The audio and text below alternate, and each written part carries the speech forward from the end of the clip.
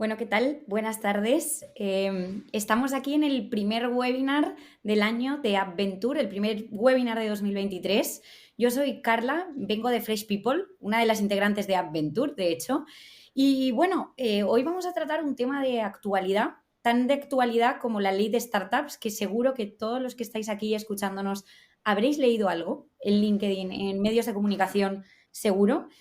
Y simplemente y por daros contextos, yo seré súper breve, voy a ser la moderadora del espacio y por daros contextos, si es la primera vez que nos veis, Adventure es una alianza de 4 empresas que tenemos en común el conocimiento del ecosistema startup y esta filosofía de verdad ayudar e impulsar a las startups de nuestro ecosistema.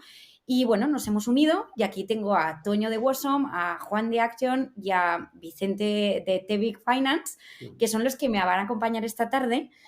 Porque, bueno, esta charla se enmarca dentro de nuestro objetivo de aportar valor al ecosistema, de dar de verdad, pues, ese contenido de utilidad, ¿no? Contenido que os pueda ayudar a, pues, a manejar mejor vuestras empresas, a gestionarlas, a entender qué está pasando, ¿no?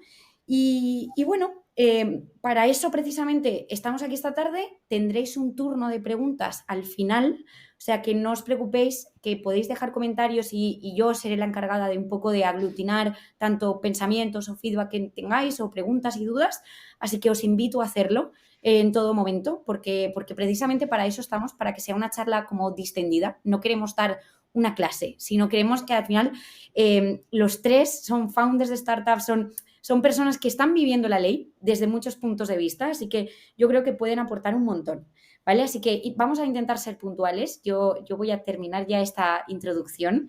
Y dado que hablamos de una ley, voy a empezar por Juan, porque, bueno, Juan, tú eres el experto, así que queremos empezar por el principio de esto. Y el principio es, ¿en qué consiste la ley y quién se beneficia? Luego profundizaremos. Y yo os invito también, Vicente y Toño, que también podéis cortar a Juan, porque esto la idea es que podamos ahí aportar todos. Perfecto. Vale. Perfecto. Oye, pues Carla, muchas gracias. Y un placer, como siempre, estar aquí apoyando y promoviendo iniciativas de apoyo al. A ver, la ley es una ley que ya está aprobada, ¿vale? Para que todo el mundo lo tenga claro. Se aprobó en el mes de diciembre, ya ha entrado en vigor, ¿vale? Y sus medidas, incluso las medidas fiscales, ya están en vigor desde el principio de este año, ¿vale? Es una ley que viene promovida desde el ecosistema desde hace tiempo, que ha sido producto del consenso de los distintos actores del ecosistema, ¿vale? Y es una ley que es importante tener en cuenta que no se llama la ley de startups, pero es una ley de fomento del ecosistema de las empresas, las startups. Entonces incluye muchas medidas muy heterogéneas, y eso es importante tenerlo en cuenta, que ayudan al ecosistema. Y algunas específicas regulan, digamos, específicamente aspectos de las que se denominan ahora como startups, ¿vale? Incluye medidas fiscales, incluye medidas de agilización de trámites, incluye medidas generales que ayudan digamos, a la captación de talento. Entraremos en detalle más adelante el tema de stock options, medidas que ni siquiera tienen específicamente foco en lo que se denomina las startups, sino en empresas de nueva creación y una serie de medidas muy, muy heterogéneas, ¿no? Entonces, importante tener en cuenta esto, ¿no? Y iremos desgranando un poco toda esa serie de medidas, ¿vale? Que algunas tienen cierto calado, ¿no? ¿Vale? Y Juan, bueno, gracias por esta intro porque yo creo que nos puede servir para sentar las bases de la conversación. Y tú hablabas, ¿no? Que dice ley de startups que es una forma común de decirlo, ¿no? Una forma como para que nos entendamos. Y yo me preguntaba que si la ley está pensada para empresas innovadoras, para empresas que son punta de lanza, para empresas que están ahí, ¿no? En cada sector, el que sea, ¿no? El propio. ¿Cómo? Y esta pregunta va para Vicente, y cambio así, y así os ya habláis y os soltáis los tres poco a poco, os voy a ir preguntando. ¿Cómo se valora el carácter innovador y la escalabilidad de una startup? ¿Cómo lo hace la ley? ¿Cómo lo ves tú también? Que nos interesa eso. Sí, a ver, al final yo creo que no, lo del carácter innovador es una cosa que siempre nos han preguntado en cualquier sitio que hemos ido hablando de startup, nos han dicho, vale, ¿qué es una startup? ¿No? Defíneme una startup, y yo creo que cada uno tiene su punto de vista o su opinión al respecto de qué es una startup y qué se considera una startup o hasta cuándo, ¿no? Se considera una startup, porque luego van creciendo y ya no sabes si es una startup o es una empresa. En este caso la ley yo creo que lo deja bastante claro. Al final lo que deriva, ¿no?, esta responsabilidad de carácter innovador se lo deriva ENISA, para que al final sea ENISA quien dé ese ok, ¿no?, a que realmente seas una empresa innovadora o no. En la ley establecen muchos criterios, ¿no? Pero sobre todo, pues igual que analizamos un plan de negocio o se analiza un deck, ¿no?, o cualquier presentación de una empresa cuando se busca financiación externa, pues es lo mismo. Al final, pues mira eso, la escalabilidad, los clientes, un poco la base de tecnología que tiene, pero sí que es verdad que la ley deja muy claro que al final este papel lo va a asumir ENISA. Y es característico porque en un punto también marca que como que tenía que haber buscado financiación pública.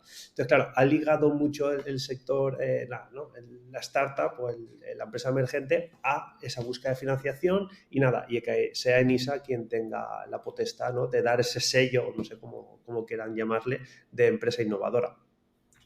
Que bueno, que aunque creo que ha dicho Juan, ¿no?, que ya está de alta, ¿no?, los beneficios, lo que creo que todavía está de alta es que puedas, ¿no?, enviar a ENISA su plataforma para poder darte ese sello. Efectivamente.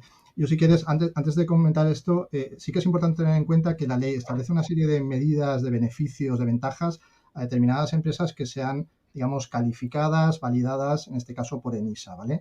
Y establece cuáles son una serie de requisitos para entender que es una empresa emergente, ¿vale? Y entre ellos hay varios requisitos, simplemente para que la gente lo tenga muy claro. Yo destacaría básicamente 3. La antigüedad de la compañía, que en general son 5 años, excepto algunas que tengan de determinados sectores, que desarrollen proyectos innovadores, de emprendimiento innovador y que tengan un modelo de negocio escalable, ¿vale? Y que tengan un volumen de facturación de menos de 10 millones de euros, ¿vale? Eso lo tiene que analizar ENISA, ¿vale? Que es al que se le ha asignado la responsabilidad digamos, de dar esa validación. Y lo que comentabas hace un momento, en este minuto, ENISA, teóricamente, cuando se presente cualquier solicitud, tiene 3 meses para dar, digamos, esa autorización. Ese régimen tiene, según el régimen transitorio de la ley, 6 meses desde que entró en vigor la ley para que empiece a operar ese silencio positivo, ¿vale?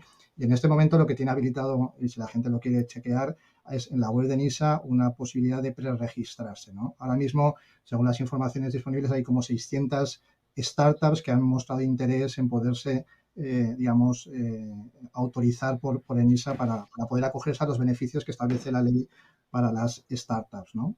Claro, Y aquí yo entiendo, Juan, perdona que te corte.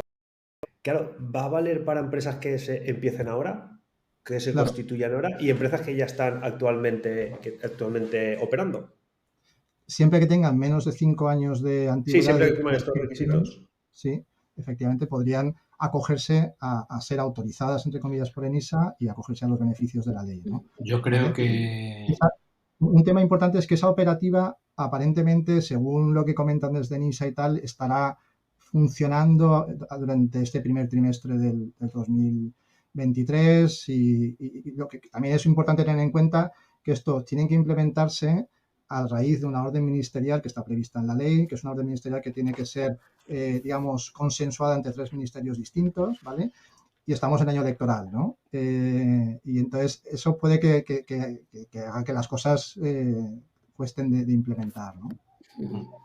Creo que, Toño, sí. querías ahí, No, es que ya, así te estrenas tú justo también, lo que ¿eh? están comentando son los 3 puntos clave que con todos los emprendedores que nosotros nos reunimos tienen esas dudas, ¿no? Lo primero, lo que tú has dicho, ¿cuándo empieza a ser efectiva la ley? Que, como decías, ya está aprobada, pero que todavía realmente no la puedes aprovechar y todavía falta un poquito para que eso suceda. Yo creo que ese punto es clave, que la gente lo tenga claro y que sepamos a partir de cuándo podemos empezar a ir a ENISA a decirle, oye, queremos validar este proyecto como empresa emergente. Luego, esa definición de empresa emergente tiene, creo que son 7 puntos para ser considerada, que además los tienes que cumplir de forma simultánea, y creo que sería interesante que desgranáramos un poco esos puntos, ¿no? ¿Qué significa cada uno? Porque algunos, yo al verlos, he visto cierta subjetividad en qué puede ser o no. Algunos son muy claros, pero otros no tanto, sobre todo cuando hablamos de de considerar un proyecto innovador como tal, ¿no? Entonces, si quieres, Juan, comentamos punto por punto y nos puedes explicar, bueno, y Vicente también, si queréis comentar. Lo primero es el de nueva creación. Yo ahí lo que he visto es que diferencia entre empresas que tienen menos de 5 años y amplía un poquito a las de 7, pero tienen que ser de base biotecnológica, me parece. Eso es correcto, ¿no? Correcto. Sí, O sea, así es. el régimen, digamos, más habitual será el plazo de 5 años, salvo determinadas empresas del sector bio y algunos sectores específicos. Pero, digamos, la regla general es que tengan menos de 5 años desde que se hayan inscrito en el registro mercantil.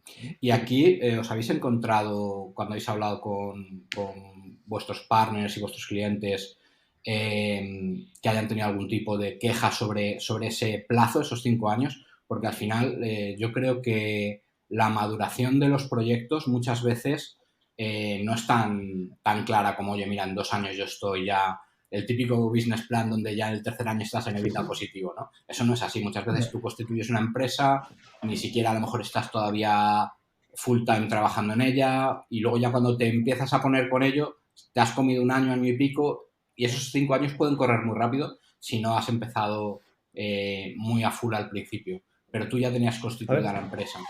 ¿Eso no lo veis un poco problemático? Yo excesivamente no, con todo lo que hemos comentado nosotros de clientes, al final nosotros creemos que 5 años es un plazo bastante razonable. Piensa que es 2018, te has comido 2 años de pandemia en los que a lo mejor has puesto la startup en stand-by y se te han inspirado 2 años ya. Sí que es verdad que si miramos en el pasado esos 2 años de pandemia y demás, sí que a lo mejor te quemas, ¿no? O esa mitad de tal. Los que empiezan a partir de ahora, al final nosotros creemos que 5 años está bastante bien, ¿eh? Al final, como tú has dicho, están los 2 primeros como entro o no entro, estoy a part-time, ¿no? Pero bueno, entre 2, 3 años que estás arrancando bien, pero bueno, al final yo creo que 5 años está bastante bien. Sí que es verdad que a las empresas tecnológicas, de energía que hablan, de biotecnología y demás, 5 se les quedan muy cortos.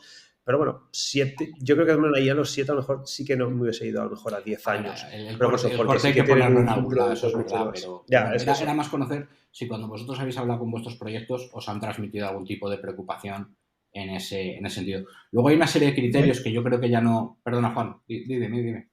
No, apuntar simplemente muy rápido. Yo creo que objetivamente es un plazo muy corto, ¿vale? Y de hecho esto era una pretensión digamos, de los actores del ecosistema de que fuera un plazo más amplio. Al fin y al cabo no deja de ser un plazo relativamente arbitrario. Y aquí hay que partir de la premisa de que esto es un tema novedoso, el hecho de que se regule de forma específica un ámbito como el de las startups, que es algo razonablemente innovador a nivel legal, ¿no?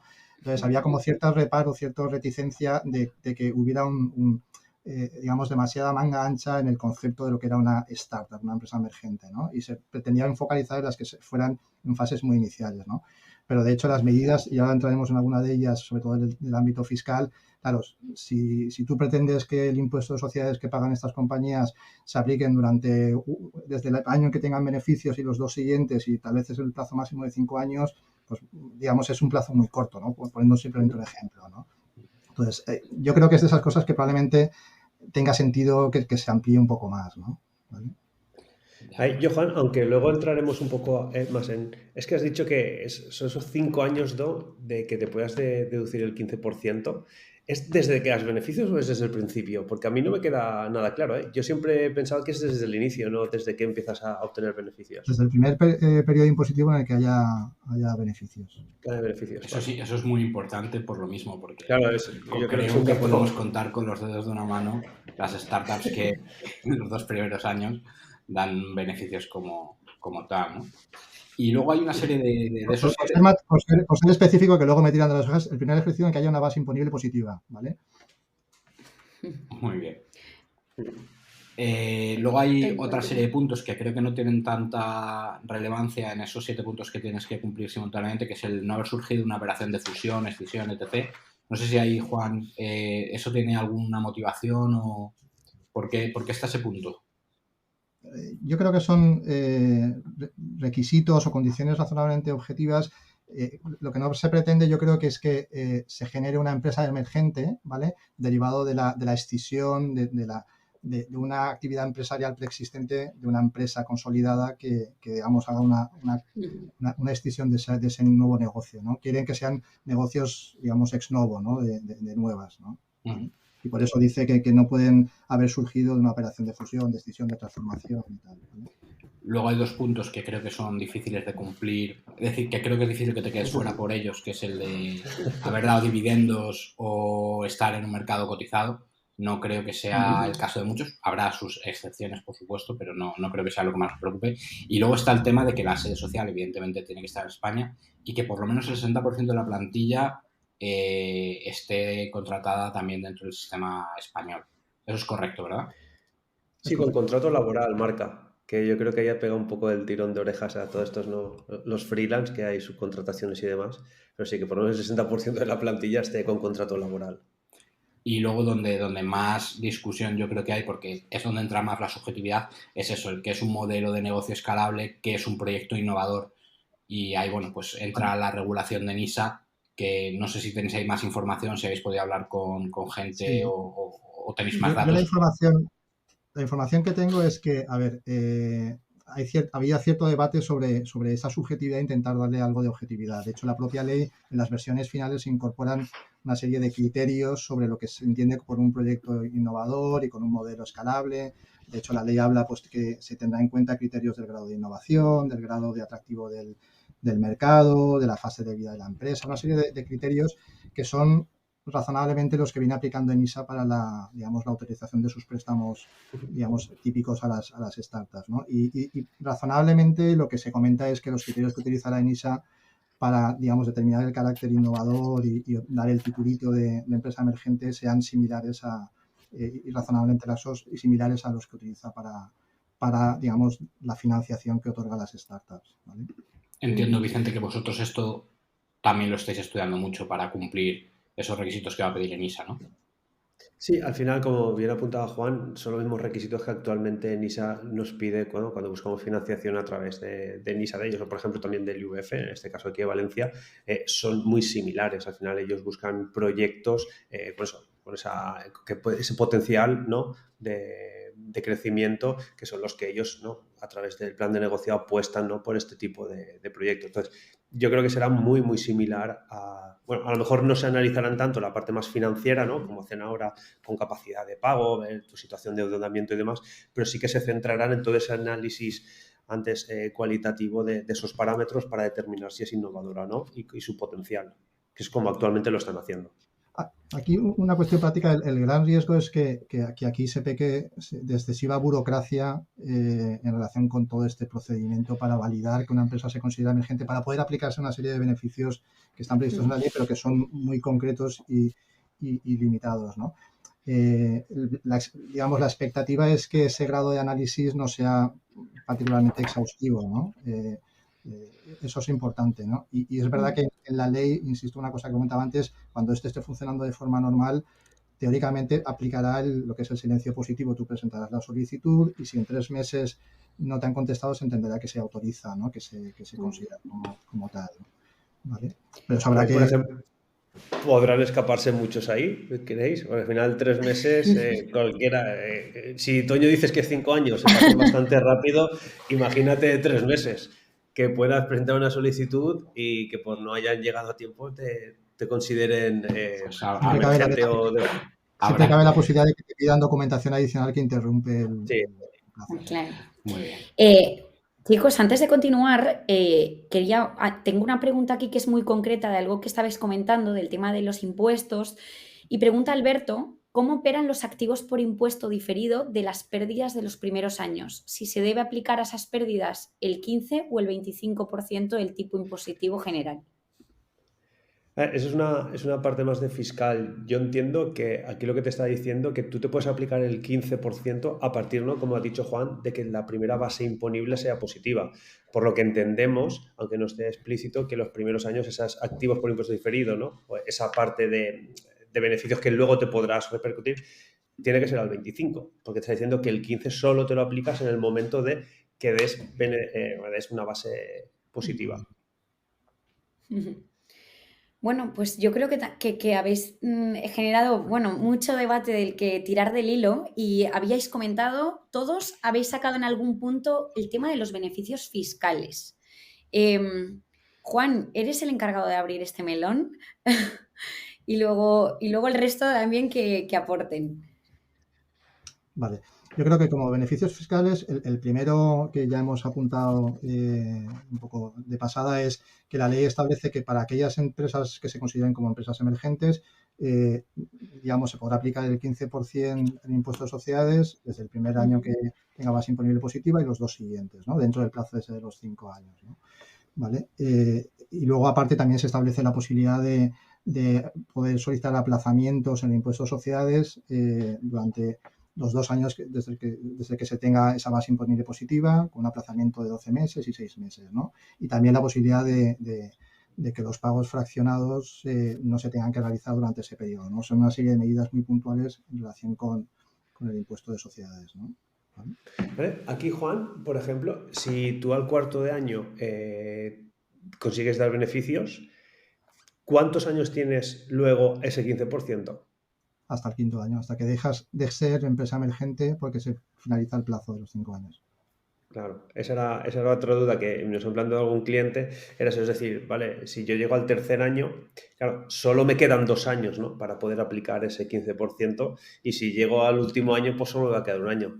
Entonces, Toño, tenemos que desde el primer día dar beneficios, para poder aplicar nuestros beneficios del 15%. Si no, no nos va a quedar tiempo. Pues cuéntame la fórmula y empezamos a aplicarla. De hecho, esto es una de las críticas que se hace, que hay medidas, pero que son medidas, en cierto modo, algo más cosméticas que efectivas, ¿no? Porque, por ejemplo, esta es una de ellas, ¿no? Que al final la aplicación práctica o la relevancia real va a ser razonablemente limitada, ¿no? Teniendo en cuenta, digamos, la forma de generar beneficios de este tipo de compañías en las fases iniciales, ¿no?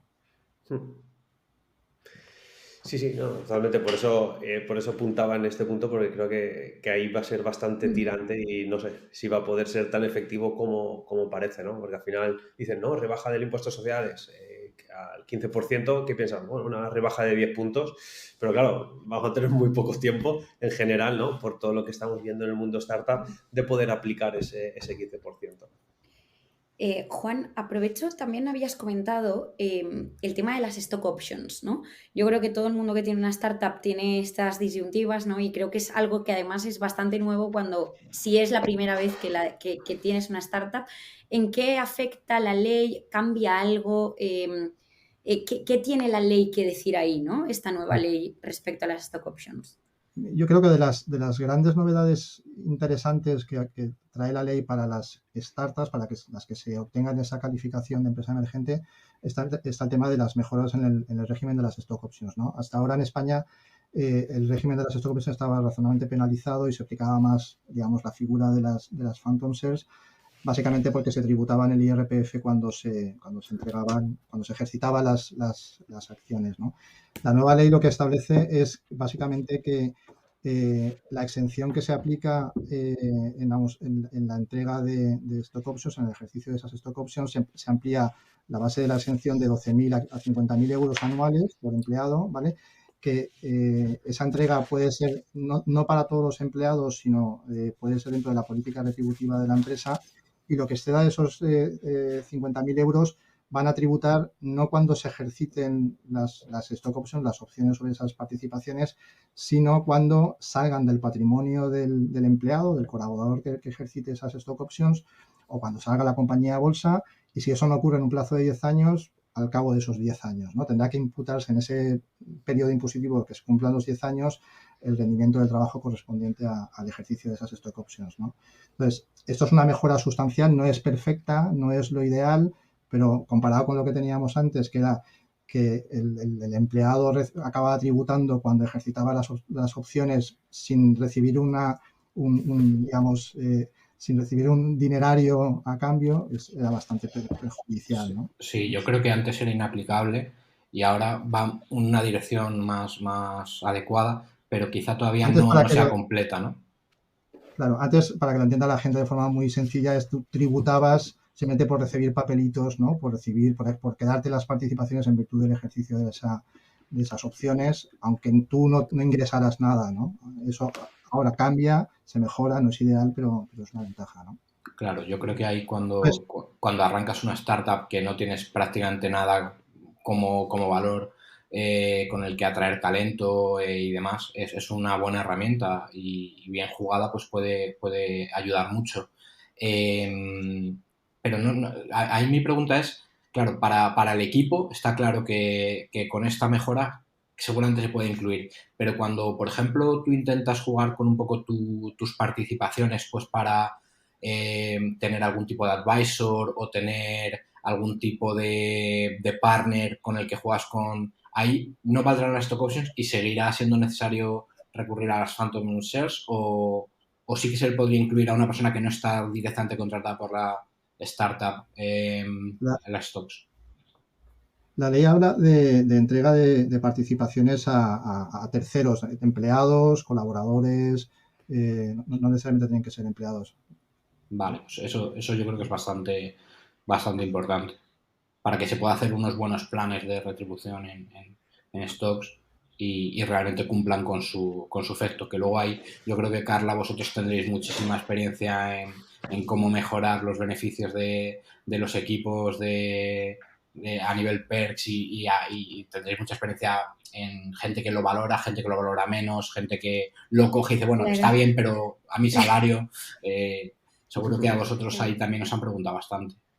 Claro, ahí también, Toño, depende un montón de, como tú decías, de los perfiles. Ya sabéis que al final cuando tratas de gestión de personas depende un poco de sus motivaciones, sus ambiciones, porque hemos tenido de todo. Gente que no tiene en cuenta para entrar en una startup, en este caso en cualquier organización, pero hablamos de startups, esa parte, o gente que al contrario, que es una gran motivación porque le hace sentir parte del proyecto, y esto no es solo hablar de evidentemente hay una parte económica, pero hay una parte también de cómo me vinculo al proyecto y de qué manera siento que formo parte de de alguna manera casi equipo fundacional, porque muchas startups, y a mí me pasó en otras experiencias laborales anteriores, es la forma en que fidelizan a ese equipo, a ese primeros empleados, ¿no? Ese primer equipo all-star que hace que crezca y luego que atrae también, por ejemplo, a talento senior cuando ya la startup está creciendo. De qué manera atraes a talento senior que igual habitualmente ocuparía puestos en cualquier otro tipo de organización pues más establecida o con X salarios, es una manera de evidentemente de atraerlos, ¿no? hacia tu proyecto. Entonces sí, yo creo que en este punto es interesante y es lo que decíais, de donde estábamos a donde estamos ya es un paso, ¿no? Y precisamente me viene bien para hilar un poco lo que os quería preguntar, que era que si de verdad veis, y yo voy a preguntaros por las luces y luego miré a las sombras. Podemos hacer, me gustaría sacar a la mesa ambas, ¿no? Si de verdad veis que esta ley favorece, ¿no? Tú comentabas, Juan, que el objetivo de la ley es favorecer un ecosistema y si creéis que sí que va encaminada hacia.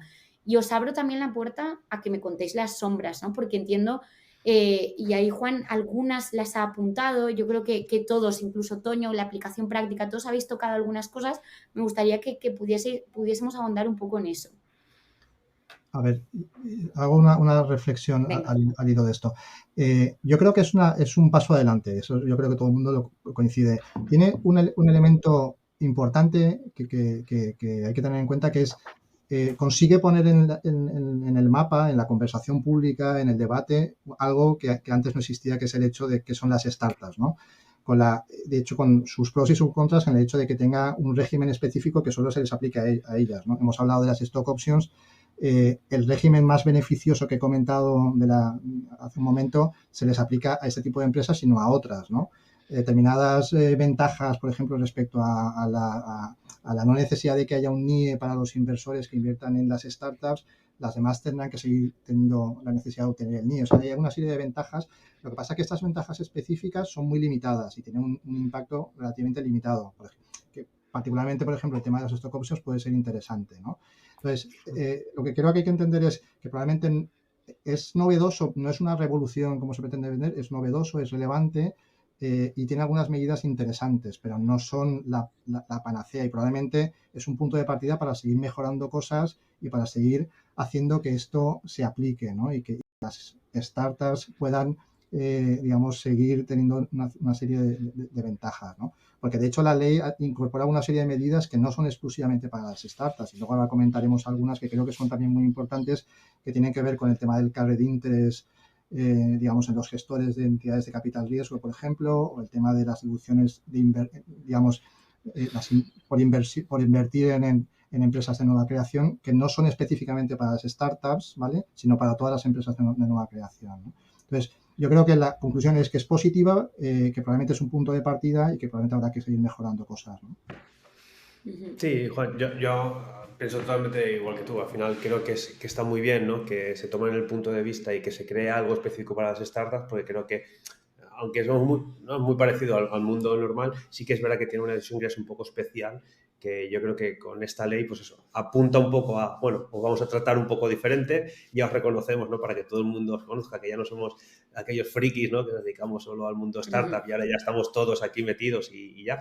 Y bueno, pero es eso, creo que falta un poco de desarrollarlo un poco más, porque... De hecho, perdón, Vicente, que tengamos en cuenta que no hay otras leyes similares en otros sitios, ¿no? Hay, de hecho, de las cosas que se comentan y tal, ahora, por ejemplo, hay otros países que se están interesando por aplicar una especie de régimen específico para startups en otros países, ¿no? En Suecia, en Portugal se están interesando y tal. Quiere decir que es algo, digamos, razonablemente nuevo, ¿no? Y discutible el hecho de que haya un régimen especial para ese tipo de compañías, ¿no? ¿Vale? Sí, pero bueno, por lo menos eso significa que estamos ahí dando empuje y que la gente nos tome en consideración, y también, ¿no?, a nivel legislativo y demás, pues que se nos tenga en consideración de todas las reclamaciones o reivindicaciones que estábamos haciendo, y pues lo que dices, es un buen punto de partida como a partir de ahora empezar a trabajar en ello. Yo creo que es una buena noticia que se esté trabajando en esto.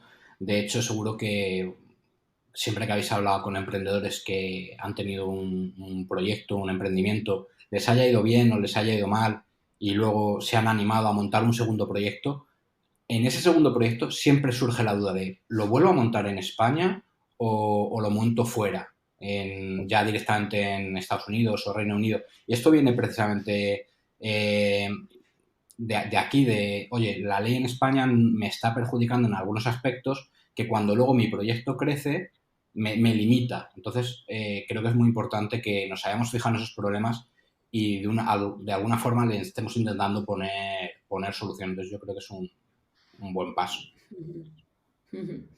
Juan, comentabas en tu intervención que había otra serie de beneficios o, bueno, de puntos que se tocan que no afectan directamente como tal a las startups, y podíamos, como para empezar a finalizar así un poco la charla, que nos contases cuáles son, porque creo que también puede ser interesante, porque entiendo que están conectados a las startups de alguna manera, forman parte de un ecosistema. Cuéntanos Claro, un poco fijaros mejor. lo que decía al principio, la ley se denomina de fomento del ecosistema de las empresas emergentes, ¿no? Entonces, hay medidas específicas para aquellas que sean definidas y catalogadas como tal, ¿vale?, que hemos comentado algunas medidas, ¿vale?, que digamos, fomenta ese clima favorable al emprendimiento y tal, ¿no? O sea, que se ha aprovechado la ley para también incorporar estas medidas, ¿no?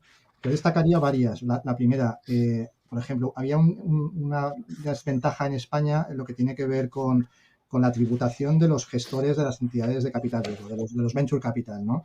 Se ha introducido una modificación, ¿vale?, que permite que aquellos digamos, empleados, directivos de las gestoras de entidades de capital riesgo tributen en su, digamos, por el carried interest, por los beneficios extraordinarios de la gestión de sus inversiones en startups, en su IRPF como rendimiento de trabajo, y que se puedan imputar la mitad digamos, de esa renta, ¿no? De forma que sea fiscalmente atractivo montar una entidad gestora, una sociedad gestora, y gestionar inversiones desde España, ¿no? Eso va a hacer que se atraiga, digamos, también al ecosistema inversor y tal. Y en paralelo con esto, también desde la perspectiva de los inversores, ¿vale?, se ha mejorado el régimen de la deducción por inversiones en empresas de nueva creación, ¿vale?, que son empresas que tengan menos de 5 años de antigüedad. Se ha ampliado el plazo y ahí se permite, digamos, deducir, se ha pasado del 30 al 50%, digamos, del importe de la deducción hasta un máximo de 100.000 euros, y antes eran 60.000, ¿no? Quiere decir que es mucho más interesante para un inversor invertir en una startup,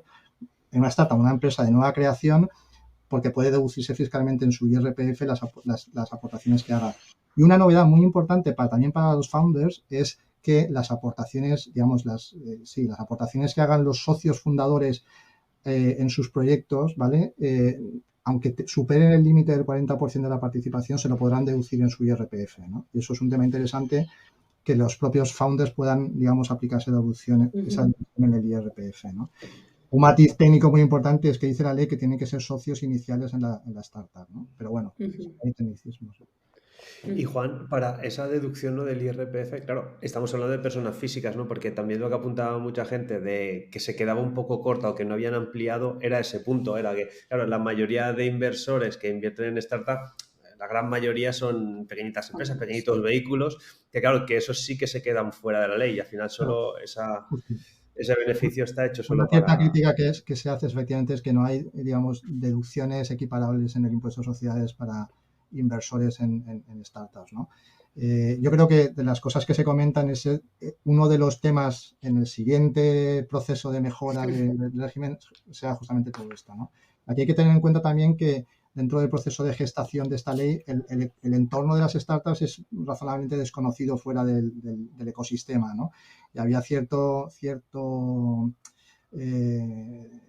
reparo en abrir mucho la mano en relación con, pues eso, a lo mejor mejoras en las deducciones de I+D+I o cosas similares, ¿no? ¿Vale? El Ministerio de Hacienda en este tema ha tenido mucha influencia para que echar un poco el freno en que esto no fuera demasiado generoso, ¿no? Creo, Juan, que estaba recordando que otros beneficios había o beneficios que ahora, justo que estamos cerrando cuentas para este 2022, hay muchos CEOs, ¿no?, que me han preguntado, Vicente, ¿y cómo está esto de la causa de disolución? Que les preocupa lo del patrimonio neto negativo, y está mirando que la ley lo marca, ¿no? Que va a dejar que durante esos 3 años no va a importar, ¿no?, lo de la causa de disolución, o que no va a tener en consideración. Y creo que es importante, ¿no? Porque ahora todas las startups cerrando las cuentas de 2022 están todos diciendo, vamos a recuperar los fondos propios a ver si estamos en causa de disolución o no. Y creo que la ley lo marca eso, que son 3 años que no van a tener en cuenta. Justo, dentro de eso comentaba yo de que estos son como una serie de medidas un poco heterogéneas, digamos. Una de ellas, que yo creo que es interesante, es justo eso, ¿no? Que lo que dice es que durante los 3 primeros años, en general, si tus pérdidas hacen que tu patrimonio esté por debajo de la mitad del capital social, estás en causa de disolución y tendrías que, digamos, aumentar el capital o disolver la compañía, estarías en causa de disolución, ¿no? Y lo que te dice la ley es, vale, para estas empresas emergentes que sean calificadas como tales, durante los 3 primeros años esa regla no aplica, ¿no? Con lo cual puedes incurrir en esas pérdidas que te haga estar en causa de disolución y que no se aplique las consecuencias de la necesidad de disolver, ¿no? Vale. Sí, y sobre todo que no les preocupa también a los CEOs porque al final no incurren ellos, ¿no?, en algo más personal a la hora de no haber incumplido esto, y como que se le pueden buscar más cosas personales. Básicamente que si no instas la disolución o no instas para que se aumente el capital, la responsabilidad es de los administradores, ¿no? Vale. Respecto a las deudas que se generen. Bueno, y también ahora que hablas de deudas, lo dejan en la ley 2 o 3 puntos claros que dicen que todo esto no va a ser accesible si tienes deudas con Hacienda. Creo que es Hacienda y Seguridad Social. Creo que es que si tienes deudas con Hacienda y Seguridad Social no te puedes acudir a ningún beneficio. Bueno, si eres una empresa emergente, no deberías nacer con la deuda ya puesta. No, pero que bueno, que tienes que estar, ¿no? Limpio. Sí, tiene lógica también, ¿no? Sí, pero que durante la ley que lo marcan 3 o 4 puntos como diciendo, pero aquí están todos al corriente de pago. Tienen que estar todos al corriente. Siempre está, siempre está. Bueno, chicos, estamos llegando al minuto 40, que es más o menos lo que nos habíamos marcado para estar nosotros hablando solos. Y ahora abro un poco la ventana, ya la habría abierto al principio, para que preguntéis. Tenemos 2 preguntas ya para haceros. Mayalen escribe, ¿cómo interpretáis el requisito de grupo, pone entre comillas, ¿vale con que la holdco sea española o todas las filiales tienen que ser españolas? Muchas gracias, pregunta Mayalen. Claro, aquí yo entiendo, luego Juan te dejo, que eres más el experto en leyes, pero yo entiendo que aquí, que dependiendo la sociedad que quieras que se declare emergente, pues todas las que quieras que se declaren emergente y que se acojan esos beneficios, tiene que cumplir esos requisitos. Es decir, si el conglomerado, pues tendrás que unir las 5 o las 3 o las 2 empresas, pues todas tendrán que cumplir los requisitos para que cada una de ellas se considere emergente. Juan. Sí, yo coincido, ¿no? Al final será la interpretación del requisito de grupo conforme al artículo 42 del Código de Comercio, ¿no? Y los criterios que se derivan de ahí, básicamente. Bueno, Mayalen, como nos puedes comentar, si te ha quedado alguna duda, es tu momento para reescribir. Gracias por escribirnos. Y aquí me preguntan. Por matizar, Sí, entendiendo bien la pregunta, sí. tiene que, digamos, cumplir los requisitos de la ley, por ejemplo, en cuanto al volumen de facturación de 10 millones, tal, es todo el grupo, todas las sociedades del grupo. ¿Vale? Vale. Es decir, Perfecto. por poner un ejemplo concreto, nosotros desde Wosom, que no cumplimos por una serie de factores como empresa emergente, pero que sí que anualmente a lo mejor lanzamos alguna startup propia nuestra, esa startup no podría aplicarse porque nosotros como propietarios de esa, como al ser una startup de nuestro grupo no podría beneficiarse. Sería Entiendo esto que lo que no. estamos comentando, ¿no? Sí, justo. Eso es una pequeña pega también. Por aquí también preguntan lo de los 50.000 euros exentos en las stock options, ¿cómo se mide? ¿Por valor de mercado de las participaciones? Perdona, Carla, estaba revisando, de hecho, específicamente la ley Ah, lo que dice es cuando la empresa pertenezca a un grupo de empresas definido en el artículo 42, el grupo o cada una de las empresas que lo componen deberá cumplir con los requisitos indicados, ¿no? ¿Vale? Con lo cual son todas ellas. ¿Vale? me encanta porque Juan tiene ahí la ley y no nos va a decir lo que se acuerde, nos lo va a leer Para por nada, si hay que... queda duda. Por si queda duda, me encanta, me encanta. Os vuelvo a leer la segunda pregunta que tengo aquí, que es lo de los 50.000 euros exentos en las stock options, ¿cómo se mide? ¿Por valor de mercado de las participaciones?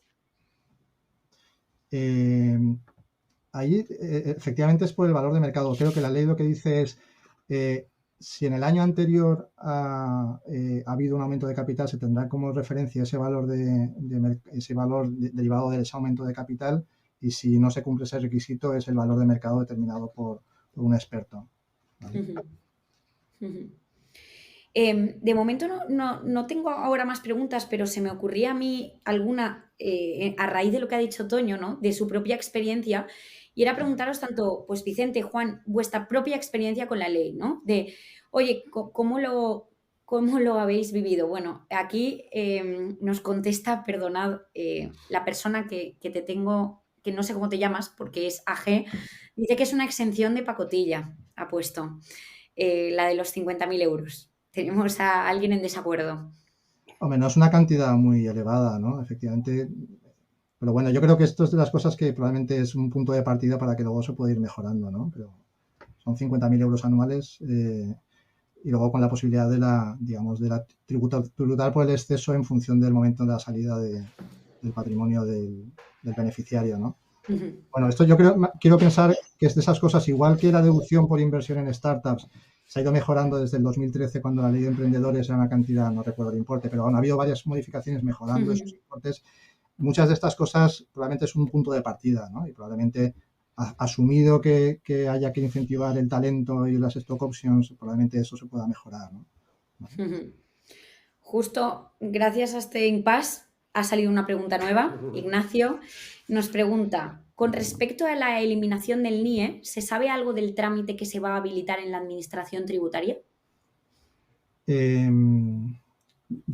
Obviamente en la ley lo que se establece es efectivamente que para los inversores extranjeros que inviertan en este tipo de compañías homologadas, digamos, no será necesario tener el NIE y será suficiente el NIF. Y se establece un procedimiento digital, ¿no? Y el que se obtendrá en un plazo de 10 días, ¿no? Y con una serie de formularios online y tal. Eso es lo que prevé la ley, ¿no?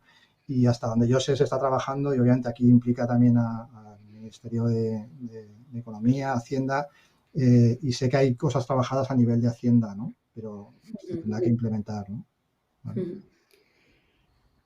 Vale, gracias, Juan. Pues De todas recupero formas, un poco... no soy fiscalista, esto probablemente es más Ya, preguntas. Bueno, pero ¿y la ley que la tienes ahí? Me encanta contigo. De todas formas, este punto que comenta esta pregunta Sí. es uno de esos dolores absolutamente insoportables que sufrimos los que nos dedicamos a hacer rondas de inversión en startups, porque cuando tienes inversores extranjeros, me da igual que sean personas físicas Claro. VCs internacionales y tal, es muy difícil de hacer entender que, digamos, hasta que no tenga el NIE la persona física o la persona jurídica y su representante para ser socio o administrador, no se puede llevar al registro, ¿no? Y es una cosa absolutamente antediluviana y que no hace más que aportar, digamos, dilación en el tiempo y con un valor añadido escaso, ¿no? Y coste, ¿no? Al final. Con lo cual es un punto a favor. A mí lo que me surge la duda es por qué solo para las startups y no para las que no. O sea, habrá empresas de primera división y empresas de segunda, ¿no? ¿Por qué las que no sean startups, digamos, homologadas van a tener que seguir teniendo que pasar por el trámite de obtener NIEs para sus inversores extranjeros, ¿no? Precisamente mi pregunta iba un poco por lo que acabas de comentar, Juan. ¿Cuáles son los pains que vosotros recibís más porque trabajáis con muchas startups que creéis que, pues como tú comentabas, pues mira, en este caso sé que la ley, porque trabajo con rondas de financiación extranjera, sé que puede ayudar mucho? ¿Qué otros ejemplos se os pueden ocurrir de cosas que a vosotros os consultan y que puedan servir igual de ejemplos para quien nos está escuchando?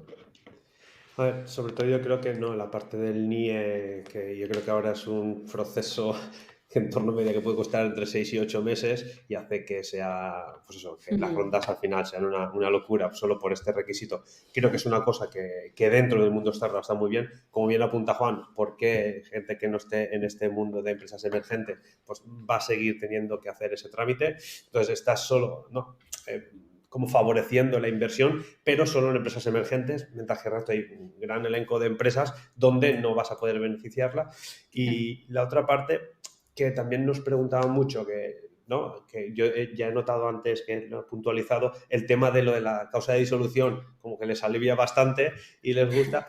Y el tema del 15% del pago de impuestos, la verdad es que es una cosa que, ¿no?, todos les gusta decir, no, voy a pagar menos impuestos, pero sí que es verdad que, claro, como lo limitan a que tienes que tener 5 años, pero claro, solo vas a tener los 5 primeros hasta que des beneficio, es como, claro, me han dado 5, pero si voy a dar beneficio en tercero o cuarto, solo me van a quedar 2 años. Pero bueno, esas son, yo creo que nosotros lo que estamos hablando con CEOs y más, son las mayores inquietudes que tienen. Y sobre todo, que el tema de las rebajas fiscales, pues al final no llegan a ser tan efectivas como, ¿no?, como lanza la noticia, ¿no?, de pagar el 15%, que te rebajo 10 puntos. Pero claro, ahí se queda, pues eso, es leer la letra pequeña sobre eso. Claro, bueno, normalmente además leer titulares es lo que es. Es muy jugoso el dato, ¿no? Y luego cuando te pones como Juan a leer la ley, yo creo que sobre todo, ¿sentís que hay desconocimiento? Porque, claro, vosotros trabajáis con empresas y al final tienen muchas dudas y ¿se ha hecho bien la divulgación? ¿Va a ser el ecosistema el responsable de, como suele ocurrir al final, de cuando te pones a ver cómo la puedo aplicar o cómo me puedo beneficiar o qué puedo hacer yo de forma práctica?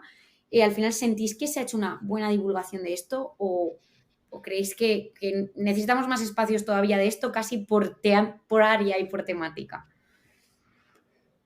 Yo creo que debe haber más divulgación, ¿no? Porque al final, como dice, los titulares son titulares y muchas veces pues tienes que leerte la ley y, claro, y entender un poco, ¿no?, toda esa redacción que tiene para entender realmente cómo llegar. Y al final eso tienes que apoyarte con expertos o con gente que entienda, ¿no?, todo eso, porque si no es complicado llegar a ese punto.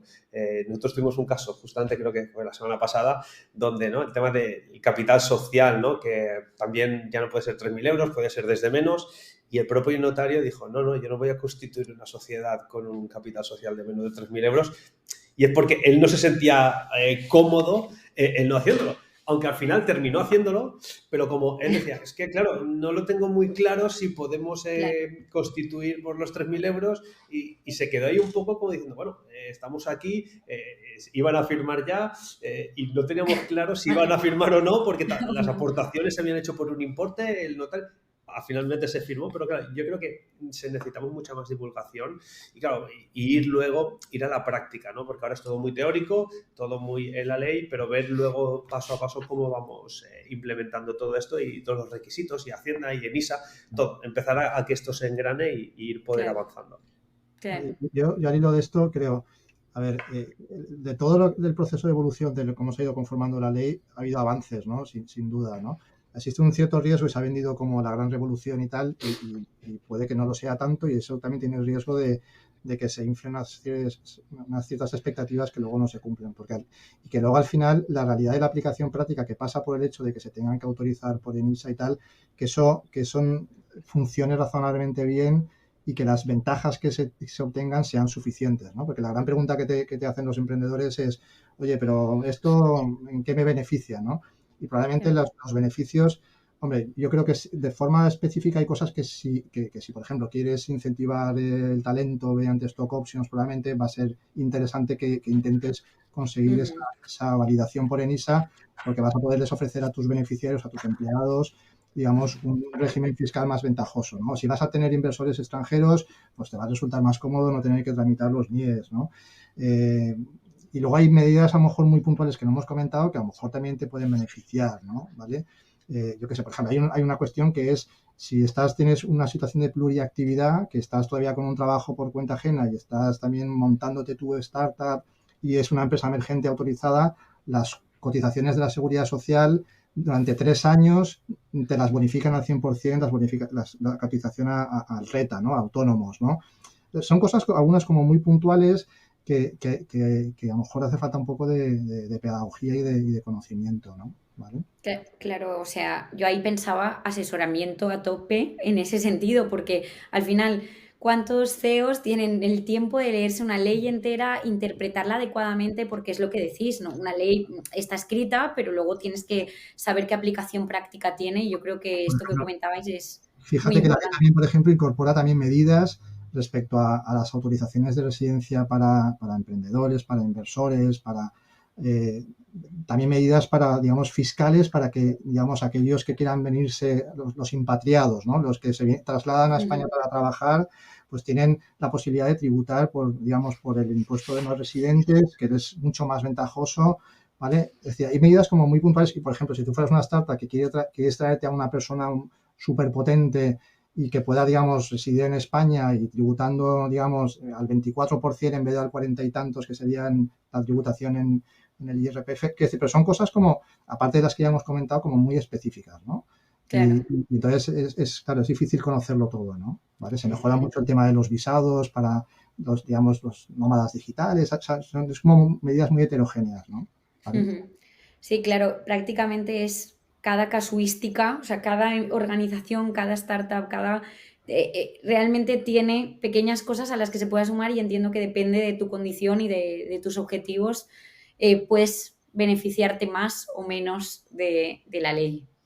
Bueno, yo creo que hemos hecho un primer barrido, lo máximo resumido, práctico que hemos podido, porque yo creo que hemos podido ver aquí todos que tiene cierta complejidad y, como tú decías, Juan, que como ataca tantos puntos y es tan heterogénea, es complicado como que en una hora podamos desgranar cosas que a todo el mundo le sirvan, pero sí que yo creo que me quedo con esa parte de que al final la ley es iniciadora, ¿no? De un camino, de un reconocimiento de ecosistema bueno, que esperemos que vaya más. Mira, Silvia pregunta si hay alguna web donde se pueda encontrar esta información que hemos compartido. Yo voy a decir que la web de Action Legal tiene unos posts fantásticos. Tiene unos posts maravillosos. ¿No? Hay siempre la cuña comercial, ¿no? Pero hay algunos posts publicados sobre los aspectos fiscales, por ejemplo, y las novedades de la ley. En la web de Action lo pueden encontrar, por supuesto, ¿no? Y luego también, como comentaba antes, que en la web de NISA han habilitado una pestaña específica sobre el proceso de acreditación, ¿vale? En el que también hay algunas, digamos, bullets y información sobre el proceso, ¿no? ¿Vale? Muy bien, Silvia nos dice que gracias. Y yo, si nadie tiene ninguna pregunta más, que dejo ahí 10 segundos, es momento de cerrar. Os tengo que dar las gracias. Hemos cumplido súper puntuales, liberamos a todo el mundo a que acabe su día. Y bueno, yo creo que hemos hecho un buen resumen y espero que sea el principio de más, porque creo que hay muchos hilos de los que tocar y puede ser súper interesante para cualquier emprendedor. Así que os tengo que agradecer, Vicente, Toño, Juan, el tiempo. Yo creo que lo hemos pasado bien. Lo hemos intentado no hacer aburrido, porque las leyes sabemos que no son el alma de la fiesta, pero yo creo que hemos conseguido ver casos prácticos y que os lo agradezco. Y al resto, al público que nos ha visto, muchísimas gracias por el tiempo. Y si tienen consultas, el correo de AppVenture, en la web, estamos ahí porque estamos nosotros detrás. O sea que de verdad que mil gracias. Pues nada, a vosotros y Vale, un placer. Igualmente, muchas gracias a todos.